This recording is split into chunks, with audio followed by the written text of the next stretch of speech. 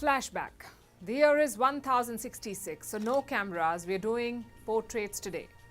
38-year-old William landed on the shores of Britain.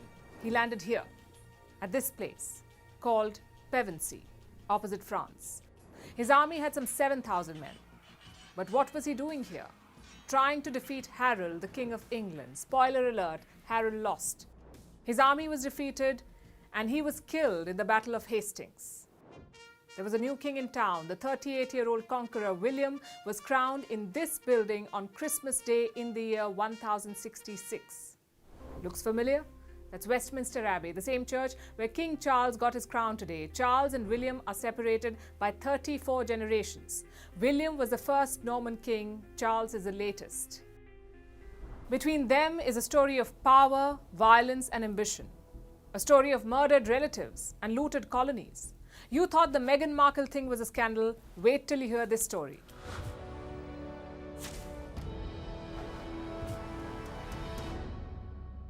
Back to the days with no internet. 34 years have passed since William conquered England. His third son is on the throne. He's also a William, William II. That's the English royal family for you, big on power, low on creative names. Either way, William II is hunting in southern England one day. Disaster struck. His own noble killed him with an arrow. What's more, nobody even bothered to recover his body. It was an arrow maker who eventually found the dead king. Sounds fishy? Many historians agree.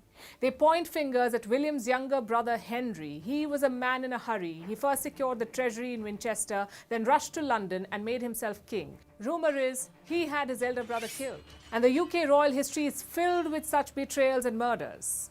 But as they say, what goes around comes around. Just ask Henry's great-grandson, King John, who took the throne in 1199. But he had a rival, his brother's son named Arthur. Guess what King John did to his 16-year-old nephew/rival? First, he ordered his eyes and genitals to be removed. It was so cruel, even the jailer refused. So the king took matters into his own hands. He personally murdered his nephew and threw his body into a river. It was a sign of things to come. Cut to the 15th century, one of the bloodiest chapters in English history was unfolding. It was called the War of Roses. Nothing rosy about it though. It was 30 years of ruthless and barbaric civil war. There were two players, the House of Lancaster and the House of York. Their armies fought a famous battle in 1471. The Yorks won, but it was a bloodbath. Around 2,000 Lancastrian soldiers were slaughtered. That place is still called the Bloody Meadow. With the war done, the Yorks set about ruling. Their king was Edward IV, great general, bad sibling. He grew suspicious of his brother George, the Duke of Clarence. By now you know where this is going. Edward imprisoned his brother and had him killed. He was drowned in a pot of wine. Not my idea of a sweet death. But like I said, what goes around comes around. In 1483, Edward IV died. His successor, his 12-year-old son, also Edward. The young boy was heading to London when his uncle stopped him. He put Edward and his brother in the Tower of London. Nobody has seen them since. The uncle made himself king, but decades later, two skeletons were found in the tower. Did they belong to Edward and his brother? Your guess is as good as mine. The murderous uncle did not stay king for long. Just 2 years later, he lost the throne. If you think things have been violent so far, think again. What you just saw was the trailer. The movie is just beginning. Our murderous uncle's defeat signaled the start of a new reign, the House of Tudor. They had 5 monarchs, but one stands out, Henry VIII. Being his spouse was like playing Russian roulette. Very risky stuff. Henry divorced 2 of his wives and executed 2 more. In fact, he had a thing for executions. In 36 years, he executed around 57,000 people. That's around 4 people per day. Among them was Thomas Cromwell, great statesman, champion reformer, but a bad judge of character. Cromwell was Henry's chief minister. He did 2 very important jobs. One was to arrange marriages for the king. The second was to reform Christianity. Both things came back to haunt him. Henry, being Henry, had a problematic marriage with Cromwell's chosen bride. The result? Cromwell lost his head. Henry's daughter too had a vengeful streak, Elizabeth I. Her rivalry with Mary, the Queen of Scots, is legendary. Fun fact, Mary was also Elizabeth's cousin. Did not stop her from doing what she did though. Elizabeth imprisoned Mary for 18.5 years. Then in 1587, she was executed. It took 3 swings of the axe to behead her. And you thought Game of Thrones was bad. Mary's story does not end here. Elizabeth died without children. Guess who succeeded her? The son of Mary, the same queen she executed. He took the throne in 1603. This was around the time when Britain started thinking about colonies. Soon the bloodlust would be exported worldwide. But more on that later. Around the mid-17th century, Charles I became king. Of Almighty God, to celebrate the solemnity of our royal coronation at Westminster.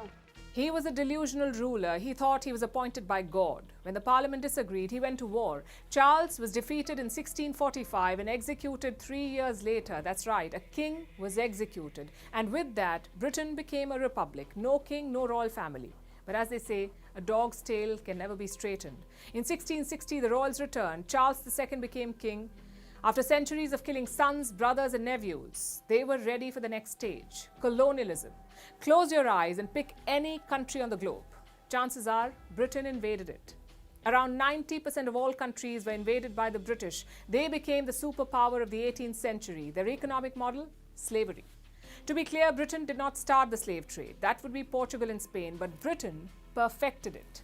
They transported around 3.4 million Africans to their colonies. 2.7 million reached alive, the rest perished. This was all done with royal approval. Remember Charles II? During his rule, the Company of Royal Adventurers into Africa was set up. Nothing adventurous about it. This company shipped more slaves than any other. Its shareholders included royal family members. If Charles II institutionalized slavery, Charles III is carrying its burden. That's the current king. His direct ancestors bought slaves in Virginia. We are yet to hear an apology, though. Looking back, what do we make of this empire, of this throne? It was built on the blood of murdered relatives, on the sweat and blood of slaves and colonial subjects. By some accounts, 100 million Indians died prematurely because of British policy. 100 million Indians in just 40 years. They also took resources worth $45 trillion, which is 15 times Britain's current GDP. The entire world has had to pay for the royal family's mistakes. The First World War was such a case. Don't believe me? Take a look at these men. They look the same, don't they? Well, because they're all cousins. One is George V, King of England. The other is Tsar Nicholas II of Russia. The third is Kaiser Wilhelm II of Germany. All three were rulers during the First World War, and all three were also cousins. Their rivalry ended with the death of 20 million people. This flashback is a reminder of the real history of the British throne, the blood they spilled, the innocents they executed, and the lands they plundered. The throne soiled by cruelty and ruthlessness.